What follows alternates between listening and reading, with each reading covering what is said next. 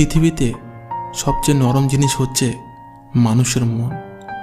এটা ভাঙতে কোনো হাতুড়ির প্রয়োজন হয় না, শুধু মুখের কয়েকটি অবহেলিত ভাষাই যথেষ্ট। পৃথিবীতে সবচেয়ে আপন হলো মা। কেউ যদি অবহেলা করে, দোষ তার নয়, দোষ নিজের। কারণ তুমি তার কাছ থেকে বেশি আশা করে ফেলেছ। যদি তুমি গরিব হও, তোমার নিজের আত্মীয়রাও তোমায় দেখে এড়িয়ে যাবে। আর যদি তুমি ধনী হও, তাহলে তোমার দূর সম্পর্কের আত্মীয়রাও রোজ দুবেলা করে তোমার খোঁজ নেবে। সময় থাকতে প্রিয় মানুষটিকে মূল্য দিও, হারিয়ে গেলে কেঁদে কী লাভ।